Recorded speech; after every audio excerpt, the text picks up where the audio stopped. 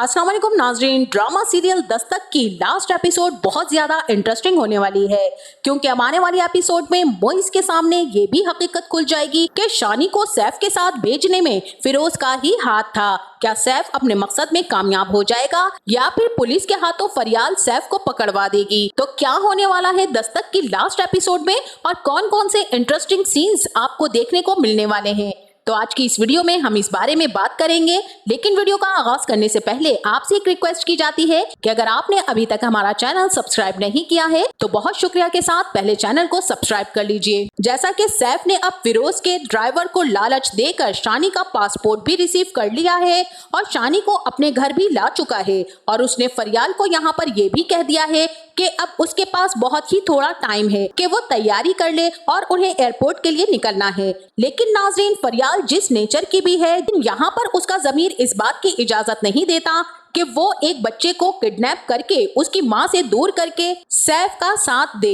लिहाजा फरियाल बहुत ही ज्यादा सोचने पर मजबूर हो जाती है और सैफ जब फरियाल से पूछने के लिए आता है कि तुमने अब तक तैयारी नहीं की, तुम्हारे पास बहुत ही थोड़ा टाइम है, अगर तुम्हें जाना है तो ठीक है, वरना तो तुम हमें बता दो, हम एयरपोर्ट के लिए निकलने लगे हैं। फरियाल कहती है कि मुझे जो कुछ भी करना है जल्द सोचना होगा, इसीलिए वो सैफ के पास जाती है और सैफ से कहती है कि मुझे नहीं जाना, तुम अकेले ही चले जाओ। तुम्हें पता है कि मैं जिस बच्चे को अडॉप्ट करना चाहती हूँ ना, मैं उस बच्चे को छोड़कर नहीं जाऊंगी। तुम अपनी खुशियाँ अपने साथ लेकर जाना चाहते हो सैफ, तो तुम जा सकते हो, और अगर तुम्हें मुझे छोड़कर जाना है तो तुम्हें खुली इजाजत है मेरी तरफ से, तुम जा सकते हो। लेकिन एक बात याद रखना कि तुम जो भी कर रहे हो वो बहुत गलत कर रहे हो। एक बच्चे को उसकी माँ से अलग मत करो, ऐसा ना हो कि तुम्हारे लिए बहुत ज्यादा मुश्किलात पैदा हो जाएं। अब यहाँ पर पीछे खड़ी सैफ की माँ भी फरियाल की ये सारी की सारी बातें सुन रही होंगी और वो उसे कहेंगी कि तुम्हें अगर नहीं जाना फरियाल तो तुम अपने मशवरे अपने पास रखो। हमने तो बहुत कोशिशें की कि हम शानी से मिलते रहें, लेकिन उसकी माँ किरण ने सैफ को शानी से मिलने ही नहीं दिया।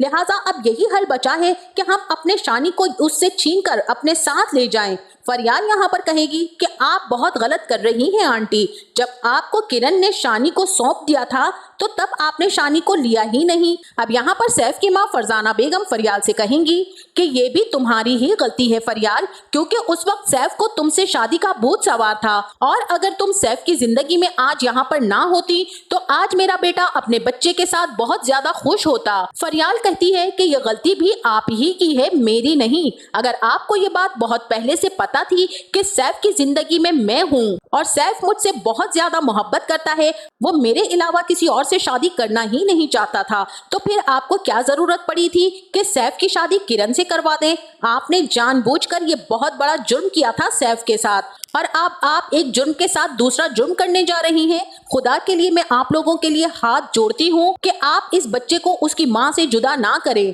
और इसी के साथ वहीं दूसरी तरफ किरण और मोइस भी अपनी छोटी सी नूर को लेकर हॉस्पिटल में हैं, क्योंकि उनकी छोटी सी बेटी नूर बीमार है। लेकिन किरण को तो ये मालूम ही नहीं है कि शानी उसकी दुनिया से बहुत दूर जा रहा है और सैफ शानी को लेकर यहाँ से कनाडा जा रहा है। और वहीं दूसरी तरफ किरण और मोइस बैठे हुए होते हैं और किरण खामोश होती है। मोइस किरण से कहता है कि किरण क्या बात है, तुम इतनी खामोश क्यों हो? किरण कहती है कि नहीं, मैं खामोश नहीं हूँ, बस मैं सोच रही थी और अब मैं खुश हूँ। मोइस कहता है कि तुम क्या सोच रही थी? किरण कहती है कि मैं सोच रही थी कि अब अंकल का रवैया शानी के साथ बिल्कुल ठीक हो चुका है।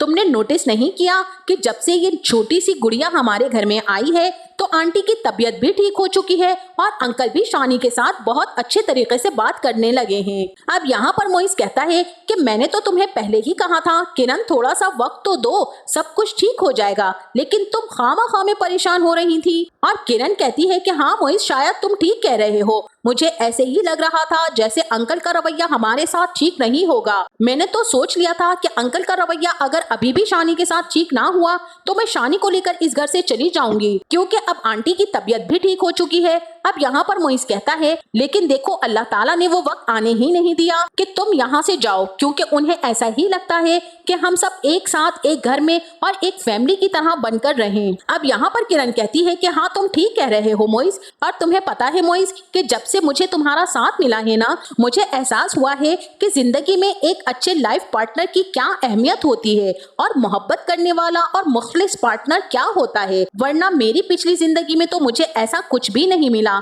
तुम नहीं जानते कि मैंने कितनी अजियतें और कितनी तकलीफें बर्दाश्त की हैं। अब यहाँ पर मोइस कहता है कि अब तुम छोड़ो माजी की बातें, पलट कर मत देखा करो और ना ही सोचा करो इस बारे में। बस तुम ऐसा करो कि अब सब कुछ भूल जाओ और एक नई जिंदगी की शुरुआत करो, क्योंकि हमने अब अपनी जिंदगी की नई शुरुआत की है। बस तुम ये देखो कि इस वक्त मैं तुम्हारे पास हूँ और मैं इस वक्त तुमसे बहुत ही ज्यादा मोहब्बत करता हूँ। मैं तुम्हारे साथ हमेशा ऐसे ही मोहब्बत करता रहूंगा और कभी भी किसी भी मुश्किल वक्त में मैं तुम्हें कभी भी अकेला नहीं छोड़ूंगा। मैं हमेशा तुम्हारे साथ खड़ा रहूंगा।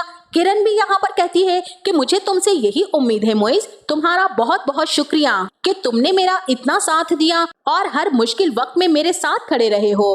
तुम्हें पता है मोइस, जब अंकल का रवैया हमारे साथ ठीक नहीं था ना, तो मैं बहुत ही ज्यादा डर जाती थी। मुझे डर लगता था कि कहीं ऐसा ना हो कि हम दोनों फिर से अलग हो जाएं, तुम्हें आंटी के पास रहना पड़े और मुझे शानी को यहाँ से लेकर जाना पड़े, लेकिन सब कुछ बेहतर हो गया है। मोइस भी यहाँ पर कहता है कि छोड़ो किरण, जो वक्त गुजर गया उसके बारे में क्या सोचना। अब तुम बस ये सोचो कि अब हमारी आने वाली जिंदगी कितनी अच्छी और कितनी हसीन होने वाली है, एक छोटी सी नूर के साथ और हमारे प्यारे शानी के साथ। इसी के साथ वहीं दूसरी तरफ सैफ भी पूरी कोशिश में है कि वो शानी को लेकर एयरपोर्ट पहुंचे, लेकिन फरियाल इस बात से बिल्कुल भी राजी नहीं है। लिहाजा फरियाल की भी पूरी कोशिश यही है कि वो किसी ना किसी तरह से किरण को कॉल करके सब कुछ बता दे कि सैफ शानी को लेकर एयरपोर्ट के लिए निकल चुका है। लिहाजा बिल्कुल ऐसा ही होता है।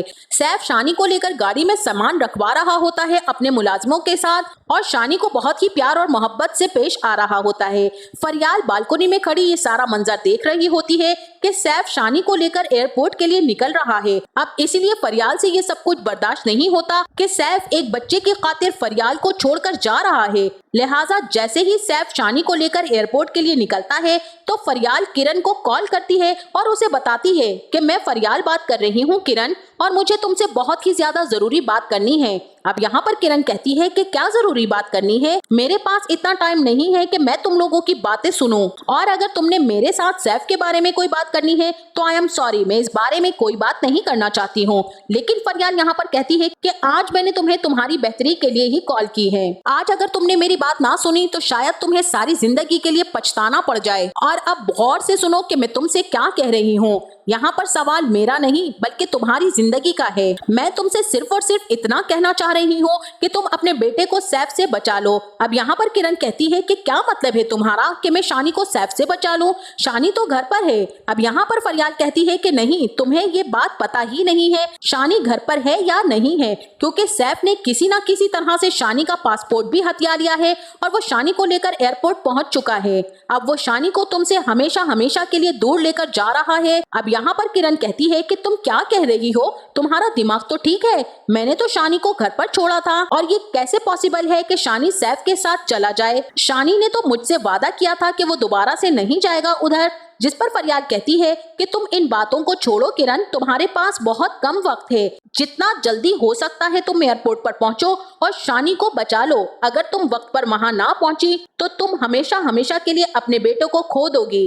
अब यहाँ पर तो फरियाल की बातें सुनकर किरण बहुत ही ज्यादा परेशान हो जाती है। किरण को यूं परेशान होता देखकर मोइस कहता है कि क्या बात है, सब कुछ ठीक है ना? किरण मोइस को बताती है कि फरियाल की कॉल थी और वो कहती है कि सैफ शानी को लेकर मुल्क से बाहर जा रहा है। मोइस, हमें जल्दी से शानी को बचाना है, ये ना हो कि वो शानी को लेकर बाहर चला जाए और मैं सारी जिंदगी के लिए शानी के बगैर अधूरी ही रह जाऊं। अब यहाँ पर मोइस कहता है कि तुम फिक्र मत करो, मैं उस इंसान को कभी भी शानी के साथ कहीं जाने नहीं दे सकता। और मोइस ये भी कहता है कि किरण, तुम्हें मुझ पर एतबार है ना? अगर तुम्हें मुझ पर एतबार है तो तुम इस नन्ही सी नूर को संभालो और तुम घर में रहो। मैंने तुम्हें बोला ना कि मैं शानी को लेकर आऊंगा तुम्हारे पास, और ये मेरा तुमसे वादा है। अब मोइस बिल्कुल ऐसे ही करता है, फौरन से गाड़ी निकालता है और एयरपोर्ट के लिए निकल जाता है। अभी सैफ एयरपोर्ट में एंटर ही हो रहा होता है कि मोइस पुलिस को लेकर वहां पहुंच जाता है और फिर मोइस सैफ से कहता है कि तुम जो घटिया हरकत करने जा रहे थे, तुम्हें पता है कि तुम क्या कर रहे थे? मुझे समझ नहीं आ रही कि तुम एक अच्छे इंसान क्यों नहीं बन सकते और क्यों एक माँ से उसका बच्चा जुदा करने के लिए मुसलसल ऐसी हरकतें कर रहे हो जो तुम्हारे खिलाफ जाती हैं, जो तुम्हें जेल की सलाखों के पीछे ले जा सकती हैं। तुम्हें पता है कि तुम्हारी इस हरकत की क्या सजा हो सकती है? अब यहाँ पर सैफ खड़ा मोइस का मुंह देख रहा होगा और पुलिस आगे बढ़ती है और शानी भागकर मोइस की तरफ आ जाता है। मोइस शानी को पकड़कर अपने गले लगा लेता है और फिर पुलिस सैफ के पास जाती है और सैफ से कहती है कि आपको एक बच्चे को बाहर ले जाने के जुर्म में गिरफ्तार किया जाता है, लिहाजा इस तरह सैफ तो अपने अंजाम को पहुंचने वाला है और मोइस शानी को लेकर घर आने वाला है। अब किरण शानी को देखकर हद से ज्यादा खुश हो जाएगी कि उसका बेटा घर वापस आ चुका है, क्योंकि यहाँ पर मोइस बहुत ज्यादा परेशान हो रहा होता है।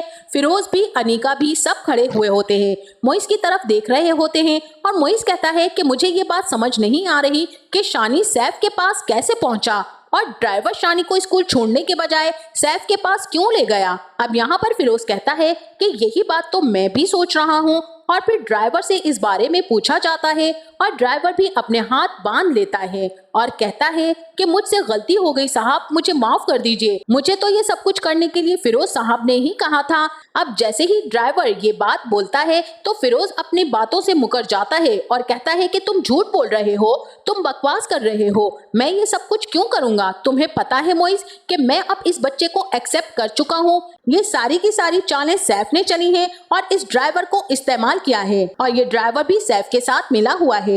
लिहाजा मोइस को अपने बाप पर बहुत ही ज्यादा गुस्सा आता है और वो अपने बाप से कहता है कि मैं किरण शानी को लेकर इस घर से जा रहा हूँ और मुझे दोबारा मत रोकिएगा, क्योंकि अब मुझे ऐसा ही लगता है कि जैसे मैं मजीद इस घर में रहा तो मेरे बच्चे और मेरी बीवी को आपसे बहुत ज्यादा खतरा हो सकता है। फिरोज बहुत ही ज्यादा माफिया मांगता रह जाता है मोइस और किरण से, लेकिन यहाँ पर मोइस एक बात भी नहीं सुनता है अपने बाप की और किरण को लेकर वहाँ से चला जाता है। तो नाज़रीन, आपका इस ड्रामे के बारे में क्या ख्याल है? हमें अपनी कीमती राय से जरूर आगाह कीजिएगा। जाते जाते वीडियो को लाइक और चैनल को सब्सक्राइब करना ना भूलिएगा। अपना बहुत सारा ख्याल रखिएगा। मिलते हैं नेक्स्ट वीडियो में, तब तक के लिए अल्लाह हाफिज।